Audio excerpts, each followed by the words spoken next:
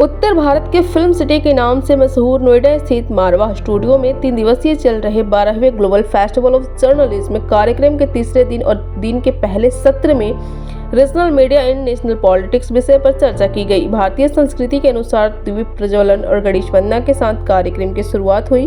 कार्यक्रम में doctor Sandeep Marwah, festival president ICMEI, chancellor AFT university of media and arts, Capaya Rodriguez Gonzalez, ambassador of Venezuela, Atul Agarwal, founder Hindi Khabar, Ajay Jha, senior anchor Mahua TV, Rahisuddin Rihan, senior journalist AIR, Anoop Bose, senior lawyer Supreme Court and film maker, professor doctor PK Rajput, motivational speaker मौजूद रहे। कार्यक्रम में उपस्थित सभी अतिथिगण को पुष्प गुच्छ भेंट कर उनका स्वागत किया गया। डॉक्टर संदीप मारवा ने उपस्थित सभी लोगों का शुक्रिया अदा किया और कहा, रीजनल मीडिया का रोल बहुत महत्वपूर्ण है। कभी कभी हमारे क्षेत्र की खबर नेशनल मीडिया नहीं दिखाती, वो खबर हमें रीजनल मीडिया से पता चलती है। रीजनल मीडिया अपने क्षेत्र की खबर सही तथ्यों और जानकारी के साथ दिखाता है, जो जनता के लिए बहुत जरूरी है। वहां मौजूदा अतिथिगण ने रीजनल मीडिया पर अपने अपने विचारों को साझा किया और वैलेंटाइंस डे पर पोस्टर रिलीज किया। इसी दौरान कार्यक्रम में आए अतिथियों को उनके देश के क्विज़िन भी चखाए गए। साथ ही अतिथियों ने school of hospitality and tourism students की प्रशंसा की। कार्यक्रम के दूसरे हॉल में Capaya Rodriguez Gonzalez, ambassador of Venezuela मौजूद रहे, जिसमें एयर एंडो इनला मेमोरिया फ्लोइंग इनटू मेमोरी फिल्म की स्क्रीनिंग की गई। इसी दौरान संदीप मारवा द्वारा कैपाया रोड्रिग्स गोंजालेस को फिल्म डॉक्यूमेंट्री के लिए ऑर्डर ऑफ डिस्टिंक्शन देकर सम्मानित किया गया। सभी अतिथिगण को डॉक्टर संदीप मारवा द्वारा फेस्टिवल मोमेंटो देकर सम्मानित किया गया। 12वें ग्लोबल फेस्टिवल ऑफ जर्नलिज्म के तीसरे दिन और आखिरी दिन के अंदर ये अभी हम लोग बहुत सारे कार्यक्रम कर चुके हैं। सुबह ही हम लोगों ने वेनेजुएला की फिल्म को यहाँ पर चढ़ाया। इस डॉक्यूमेंट्री फिल्म को देखने के लिए फिर से एक बार देश भर और दुनिया भर से लोग यहाँ पहुँचे हैं। हमने यहाँ पर वेनेजुएला का भोजन भी यहाँ सर्व किया और उससे जो एम्बेसडर साहिब यहाँ आई हुई थी वो बहुत खुश हुई, क्योंकि मैं समझता हूँ कि जब आर्ट और कल्चर की बात की जाती है तो साथ में खानों की बात भी करनी बहुत ज़रूरी होती है। उसी के बाद हमारा एक सेमिनार था जो अभी हाल ही में ख़त्म हुआ है और देश के बड़े बड़े नामी गरामी जर्नलिस्ट इस पूरी सभा में भाग ले रहे थे। हम लोगों ने बेहतरीन तरीके से चर्चा को यहाँ पर चलाया और उसका आनंद सभी लोगों ने लिया। आज का दिन फिर से बहुत महान है, क्योंकि आज वैलेंटाइंस डे है, आज बसंत पंचमी है और सरस्वती की वंदना आज होती है। और इसके साथ साथ आज हम लोगों ने 1 मिनट का मौन भी रखा, क्योंकि जिन फौजियों को हमने पुलवामा के इस हादसे में खोया था उन्हें हमने आज फिर से याद किया है।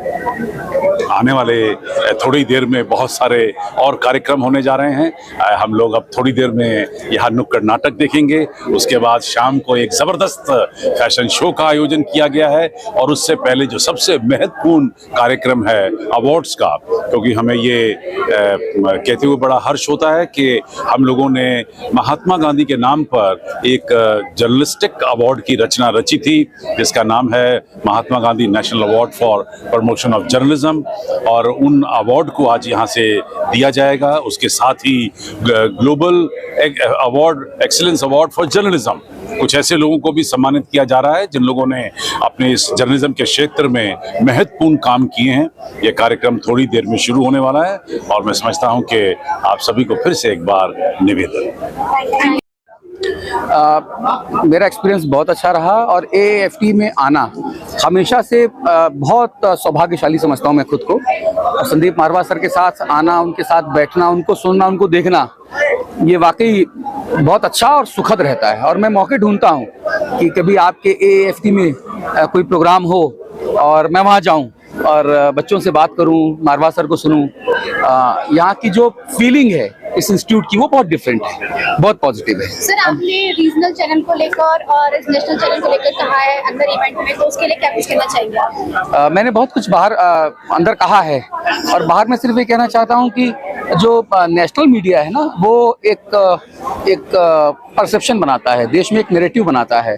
सरकार उस नैरेटिव के आधार पे लोग क्या चाहते हैं उनकी पॉलिसी होती है, लेकिन जो सरकार की पॉलिसी है वो जमीन तक कैसे पहुंची, कहां तक उसका इम्प्लीमेंटेशन हुआ, क्रियान्वयन कैसा हुआ, उसका रिजल्ट क्या है, वो रीजनल मीडिया तय करता है, वो दिखाता है, छोटी छोटी खबरों को दिखाता है। तो इसलिए एक बैलेंस नेशनल मीडिया और रीजनल मीडिया में होना बहुत ज्यादा जरूरी है, और फॉर्चुनेटली ये बैलेंस अभी हमको नजर आता है हमारे समाज में। इसको और अच्छा और मजबूत करने की जरूरत है। Sir, as a programme journalist के लिए, तो जो अभी जर्नलिस्ट बनने की पढ़ाई कर रहे हैं, बडिंग जर्नलिस्ट है, उनके लिए आपका क्या कहना है? हाँ, ये बहुत अच्छा सवाल है। मैं आप सभी लोगों से, जो भी पत्रकारिता की पढ़ाई कर रहे हैं, पत्रकार बनना चाहते हैं, आप सब लोगों के से मैं कहना चाहता हूँ, बिल्कुल एकदम हाथ जोड़ के कहना चाहता हूँ कि आप लोग जो पढ़ते हैं ना जिस भी इंस्टीट्यूट में, वहाँ पढ़िए, चीजें सीखिए, लेकिन जिस भी भाषा में, जिस भी माध्यम में आप पत्रकारिता करना चाहते हैं उसको जरूर अच्छे से सीखिए।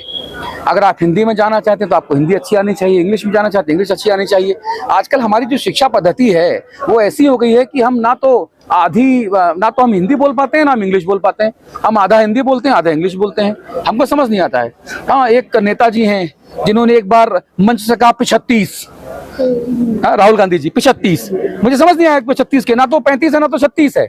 तो मेरा मानना है कि आप लोग 35 कभी ना बोलें, आप लोग या तो 35 बोलें या तो 36 बोलें, और उसके लिए करना ये है कि आप लोगों को जो भी भाषा में आप पढ़ रहे हैं, संवाद कर रहे हैं, उसको अच्छे से पढ़ें, अच्छे से समझें, पहला।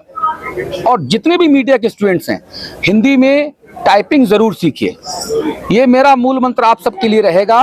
अगर आप लोग हिंदी की टाइपिंग अच्छे से करना चाहते हैं, करना जानते हैं यूनिकोड फॉन्ट में, तो यकीन मानिए कि आपको अच्छी सैलरी में पहली जॉब तुरंत मिल जाएगी। हिंदी लिखना, अच्छा लिखना, शुद्ध लिखना, ये आप लोगों के लिए एक दरवाजा है तमाम राष्ट्रीय, क्षेत्रीय और सारे चैनलों में आने का, तो ये काम जरूर करिएगा। और नेशनल मीडिया के बीच में क्या समझते हैं, क्या डिफरेंस समझते हैं, और लोगों को किस तरीके से उन दोनों का डिफरेंस समझना चाहिए, आप क्या बोलना चाहते हैं? देखिए, बहुत ही संक्षिप्त में अगर मैं बताऊं तो महासागर को बनाने के लिए नदियों का बड़ा योगदान है। बिना नदियों के महासागर नहीं बन सकता। इसी तरह से हम नोएडा के अंदर हैं अभी, और ये मेट्रोपॉलिटन सिटीज है। नेशनल मीडिया बिना रीजनल मीडिया के अधूरा है। तो भारत के अंदर 228 राज्य हैं, और हर राज्य में, हर डिस्ट्रिक्ट में एक अलग तरह की समस्या है। वहाँ से खबरों का आना, उसको खबर बनना, या आगे उस पर समस्या का समाधान होना, वो तमाम जरूरी चीजें जो है रीजनल मीडिया आप तक लेके जाता है। तो नेशनल मुद्दे बनने से पहले रीजनल मीडिया में आना वो बहुत जरूरी है। दोनों में ये बड़ा डिफरेंस है। सर, आप एस्पायरिंग जर्नलिस्ट को क्या मैसेज देना चाहेंगे? देखिए, मैं 3 से 4 चीज बोलना चाहूंगा जो इस फील्ड में आ रहे हैं या कर रहे हैं। सबसे पहले तो खुद को पहचानिए, ठीक है। भेड़ चाल को बिल्कुल फॉलो मत कीजिए। मैं बहुत लोकल लैंग्वेज में बात कर रहा हूँ, मतलब कि आप खुद से, मतलब किसी से इन्फ्लुएंस होने की जरूरत नहीं है आपको। आप खुद में, आप मतलब कि जो आपकी काबिलियत है, हो सकता है आप अच्छे से आपके आर्टिस्ट बन सकते हैं, हो सकता है अच्छे एंकर बन सकते हैं, और आपको सब कुछ तो नहीं बन सकते आप। तो आपका जो एक मैसेज है, जो आप एक